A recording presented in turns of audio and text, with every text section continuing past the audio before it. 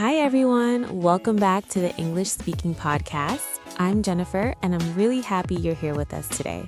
On this podcast, we focus on simple, practical English, the kind you can actually use in daily life, not just something you memorize from textbooks. Hello, everyone. I'm Daniel. Whether this is your first time listening or you've joined us many times before, we're really glad you're here. Let's relax, enjoy the conversation, and improve our English together, step by step. So, Daniel, before we start today's lesson, let me ask you something simple. How are you feeling today?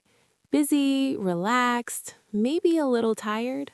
Honestly, a little hungry. I think I might have something to eat soon. Maybe a sandwich or some fruit. That sounds good. I'm actually thinking about coffee right now. I might have a coffee in a few minutes. Wait a second. Did you notice what we both just said? Exactly. We both use the word have without even thinking about it. I said I'll have something to eat, and you said I might have a coffee. And that's actually the perfect way to start today's lesson because today we're talking about one small English word that people use all the time. A word that is everywhere in English conversations. That word is have. Now, let's ask our listeners something. When you hear the word have, what's the first thing you think of? Most learners immediately think about possession. For example, I have a phone or I have a car. And that's correct. Have can definitely mean to own something. But here's the interesting part. That's actually only a small part of how we use have in everyday English. In real conversations, people use have for many different things. Food, drinks, experiences, feelings, daily activities, even problems. For example, we have lunch, we have a meeting, we have a good time, we have a headache. And when you start noticing this, you realize something very interesting. The word have is one of the most flexible words in English. It connects you to experiences, actions, and everyday situations. That's why native speakers use it constantly without thinking about grammar. And the good news for you is that you don't need to memorize a long list of rules to understand it. Instead, today we're going to explore how have works naturally in real conversations. We'll look at the different ways people use it in daily life. Food, experiences, feelings, activities, and even responsibilities. By the end of this conversation, you'll start hearing have everywhere. And more importantly, you'll start using it more naturally when you speak English. So take a breath, relax, and listen carefully as we start exploring this very powerful little word. Because once you understand how have really works in conversation, it starts to appear everywhere in English, and that's where things start to get really interesting. Because once you start noticing how the word have appears in everyday conversation, you suddenly realize it's much more common than you expected. Exactly. So let's begin with something very simple. When learners first learn the word have, they usually learn one meaning. Yes, the meaning of possession. Right. For example, I have a phone, I have a car, or I have a book. Those sentences are correct and very easy to understand. And this meaning is usually the first thing students learn in school. But here's the interesting part. In real conversations, people actually use have in many other ways. Let's listen to a couple of very common examples. Imagine you're meeting a friend in the morning. You might say, I'm going to have a coffee. Notice something important there. We didn't say, I'm going to drink coffee. And of course, drink coffee is correct English. But in everyday conversation, have a coffee sounds much more natural. It feels relaxed and friendly. Let's try another example. At lunchtime, what do people usually say? Most people say, let's have lunch. Not let's eat lunch. Again, eat lunch isn't wrong. But have lunch is what people normally say. And here's the interesting idea behind this. When people say have lunch, they're not just talking about eating. They're talking about the whole experience. The meal, the break, the conversation, maybe the place. Exactly. The word have often connects you to an experience, not just an action. Let's look at a few more examples so everyone can hear this clearly. We say have breakfast, have lunch, and have dinner. We say have coffee, have tea, or have a drink. And we also say things like have a snack. All of these are very natural in everyday English. Now, let's think about another situation. Imagine you meet your friend after work. You might say, let's have dinner together. That sounds friendly and relaxed. And this is why the word have is so useful. It's simple, flexible, and very common. Instead of focusing on the action, it focuses on the moment, The experience. the time you spend doing something. And once you start noticing this pattern, you'll hear it everywhere. In cafes, At work, in movies and TV shows. even in casual conversations with friends. So here's a small tip for everyone listening. When you talk about food or drinks in English, try using have. Say, have coffee, not just drink coffee. Say have lunch, not only eat lunch. Little changes like this can make your English sound much more natural. But food and drinks are only one small part of how we use have. Because this word also appears in many other parts of daily life. For example, when we talk about experiences, feelings, and the way our day is going, which leads to another very common way people use the word have when they talk about their life and their daily experiences. Which leads to another very common way people use the word have when they talk about their life and their daily experiences. Yes, this is something you'll hear all the time in everyday conversations. Let's imagine a simple situation. Someone asks you, how is your day going? Many learners might answer, my day is good. And that sentence is understandable. But native speakers often say something slightly different. They say, I'm having a good day. That small change makes the sentence sound much more natural. And it shows another important use of the word have. We use have to talk about experiences in life. Things that are happening to us during the day. For example, someone might say, I'm having a great day. Or sometimes the opposite. Yes, sometimes people say, I'm having a bad day. And that doesn't mean they own a bad day. It means they are going through that experience right now. Exactly. They are experiencing it. Let's look at another example. Imagine it's the weekend and you spend time with your friends. After the day ends, you might say, we had a great time. Or we had a lot of fun. Notice something important here. Again, we're not talking about owning something, We're talking about an experience. a moment that happened during the day. Here are a few more examples that sound very natural. Have fun. Have a great time. Have a good day. Have a nice weekend. These phrases appear everywhere in English conversations. You'll hear them at work, in cafes, and messages, even at the end of phone calls.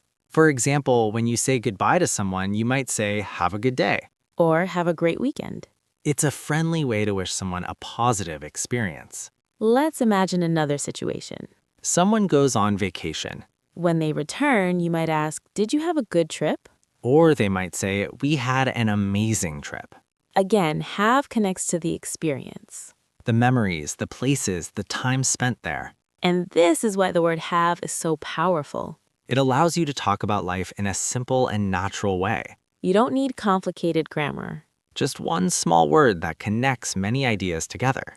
And when learners start using these phrases, their English immediately sounds more natural. Instead of saying very direct sentences, they start sounding more like real conversations. But experiences are not the only things we talk about with have. There's another everyday situation where this word appears constantly. Especially when we talk about health or how our body feels.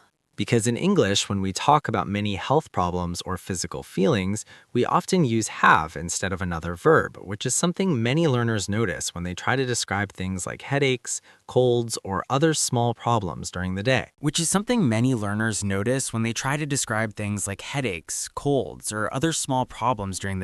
Yes, this is another very common way the word have appears in everyday English. Let's imagine a simple situation. You wake up in the morning and your head hurts. What do you say in English? Native speakers usually say, I have a headache. Not, I am headache. That sounds very strange in English. Exactly.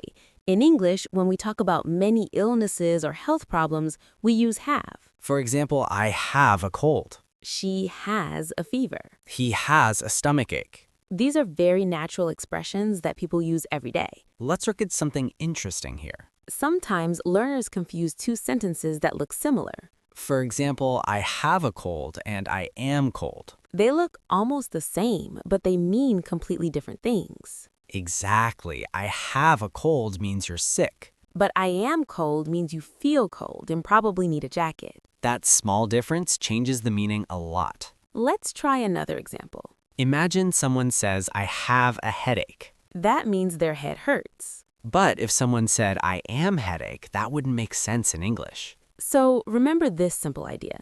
Many health problems use have. Have a headache. Have a cold. Have a fever. And this pattern also appears in some inner feelings or thoughts. Yes, not emotions like happy or sad, but more like thoughts inside your mind. For example, you might say, I have a feeling something is wrong. That's a very natural sentence in English. Or someone might say, I have an idea. Again, the word have connects you to the thought. You're not owning the idea like an object. But it's something that appears in your mind. And this shows how flexible the word have really is. It can connect to physical things, Experiences, health problems. even ideas and thoughts. And once you start paying attention, you'll hear this word everywhere in English conversations, But there's another place where have appears constantly. especially when we talk about daily activities and routines.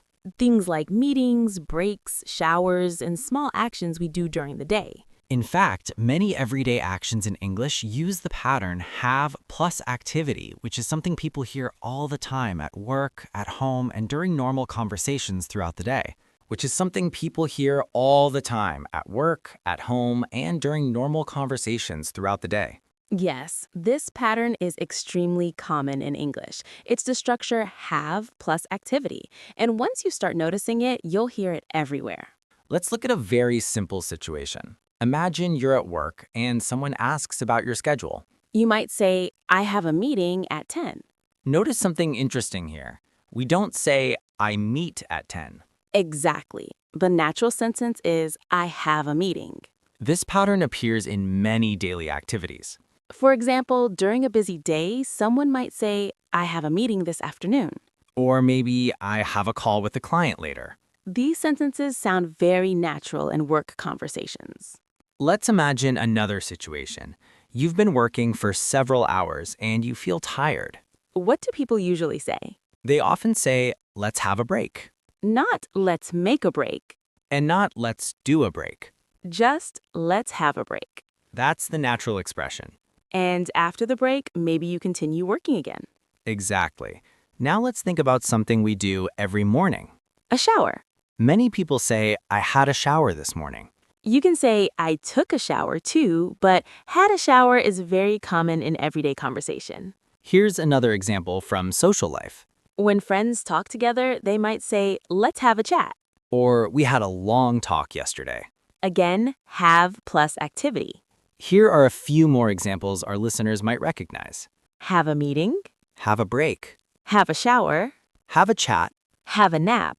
All very natural phrases in English. And once you learn this pattern, your English starts sounding smoother. Because instead of building complicated sentences, you can simply say have plus the activity. For example, if you feel tired in the afternoon, you might say, I'm going to have a nap. If you want to talk with a friend, you might say, let's have a quick chat. If work is busy, someone might say, I have 3 meetings today. And these sentences appear constantly in daily life. But now let's add one small word after have, and the meaning changes quite a lot. Yes, this is something learners hear very often. The phrase have to, When we add to, the meaning becomes obligation. something you must do. For example, someone might say, I have to work today. Maybe they would prefer to relax, but they must go to work. Exactly. It shows responsibility. Here's another example. She has to study for the test. Again, something necessary. Let's try one more. We have to finish this project today. That sentence sounds very natural in work situations. Now let's compare it with another word learners often know. Must. You could say, I must work today. And that sentence is correct. But it sounds slightly more serious or formal. In everyday conversation, people usually prefer have to. It sounds more relaxed and natural. So if you want your English to sound more conversational, have to is a great phrase to use. And this shows something interesting again. One small word, have, can express many different meanings.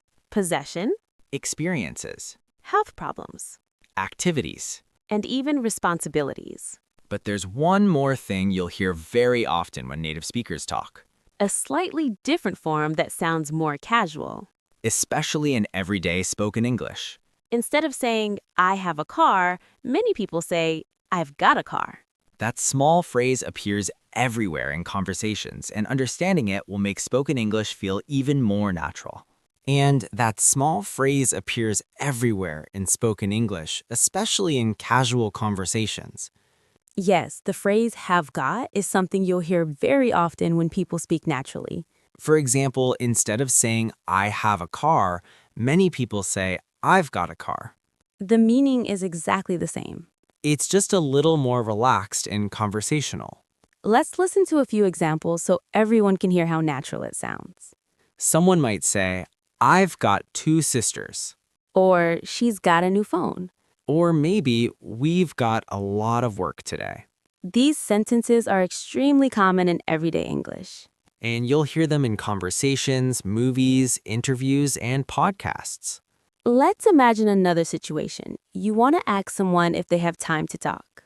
You could say, do you have time? But you might also hear, have you got time? Both sentences are correct.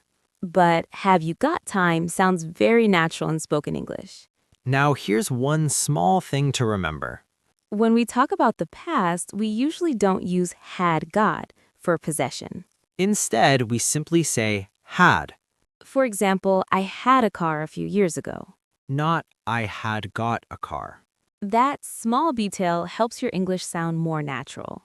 And now that we've explored all these different uses, let's quickly review the main ideas we talked about today. First, have can show possession. For example, I have a phone. Second, we use have with food and drinks. Have breakfast, have lunch, have coffee. Third, we use have for experiences. Have a great day, have fun, have a good time. Fourth, we use have for health problems. Have a headache, have a cold, have a fever.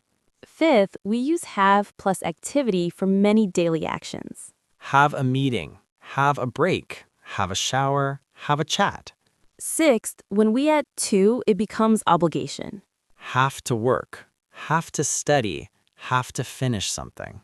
And finally, in spoken English, we often hear have got. I've got a car, she's got an idea, we've got time. When you look at all these examples together, you start to see something interesting. One small word connects many parts of everyday life. Food, Work, experiences, feelings, activities. responsibilities.